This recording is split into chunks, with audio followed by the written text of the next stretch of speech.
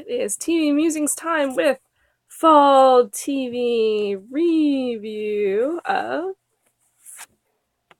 Selfie.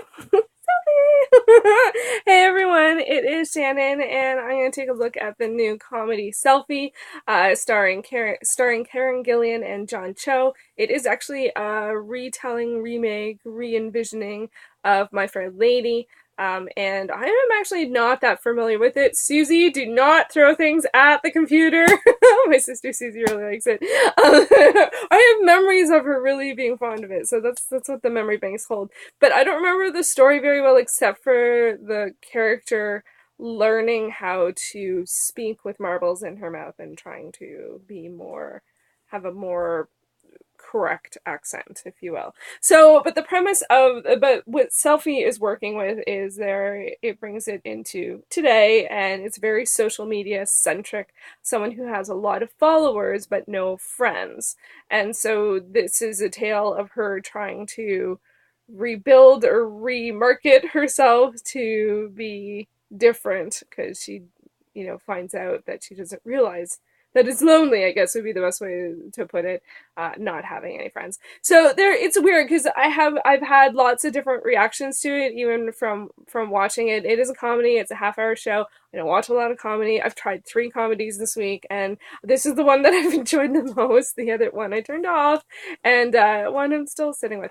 Anyway, but for this one, I thought it was interesting enough that I definitely wanted to talk about it. There are certain things that I really like about it. Karen Gillan is great. She's really charismatic and vulnerable, and even though her character is completely self-involved, there's still something that when they bring it up, there's still something that you really feel for her, well, for anyone, like you do, but she's so self-interested that it's hard to break through on that. um, but that's kind of the point, right? And then we also have John Cho, who's the marketing guy, who is, she goes to say, hey, can you help me out and rebrand me? I'll change, just, make it work, kind of thing. His character, I liked his performance, and I like him as an actor, but his character kind of doesn't make a lot of sense to me, because they have them sort of paired as she is the one that is socially everything, and he's the one that sits at home and reads a book, and, and I'm like, I don't think you can go that polar opposite, because I think it's a little hard to believe that she doesn't she has no sense of friendship and no sense of relationships. And I'm like, she's young, but she's not that young. Like, what does she do on the weekend? Like, what does she do when she wants to go out and do something? Who does she call? Like, I don't think she sits at home. So it's like, how does that work? Like, I'm just trying to envision how that works. And then for his character, because they have him as his role as the marketing expert, but his character is supposed to be the heart, right? Like, he's supposed to understand people. He's supposed to do that, but then he's very disconnected. So it's like, that doesn't make a lot of sense to me. Maybe that'll make more sense later. I don't know. So anyway, some other really good pros. There's actually really useful tips, which is really kind of funny, but they're actually it's very clear, things that you can do to, get along with people or, have good relationships. Like, it's very clear, and it's kind of funny how basic it is, but how true that is. So it's like, you just actually have to do them. And I actually did find the humor, I did laugh. So the test for me with comedy is, did I laugh? And I would say yes. I definitely liked, it was mostly the zeitgeist stuff of the social media, and she has, some people that were the girl that lives in her building and her friends, and there was some stuff there that was really funny.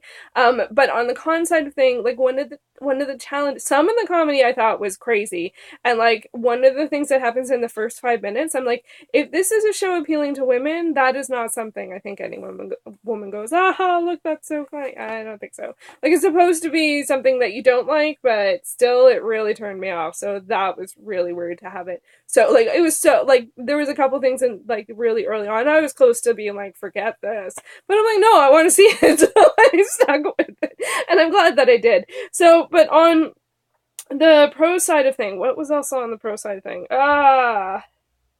You know, who doesn't love a sort of like, you can make a difference, you can change your life kind of story? That's definitely a pro. But then on the con side of thing, and this always kind of happens with anything that has to deal with, this one actually does deal with appearance a lot, and you know, there's instant inference, not even inferences, there's straight up, you know, they say, well, we'll make you look more respectable. It's like, what the hell does that mean? Like, you know, what are you really saying there?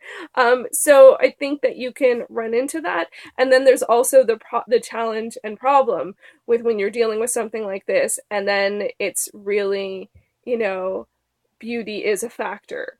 You know, so you're talking about how, like, you talk about how it's not a factor, how it doesn't matter, but oh my goodness, isn't she so beautiful? I'm reacting to the fact that she's so beautiful. I'm like, that never. That's why I think like films like Beastly had a hard time. Well, it had a hard time for many reasons, but it's just, it's a hard story to tell. Like, you know, who, like, are you saying, you know, beautiful people are, you know, better? You know, or that you should aspire to that, you should aspire to beauty. I don't know. So I think for me, stuff like that gets really complicated.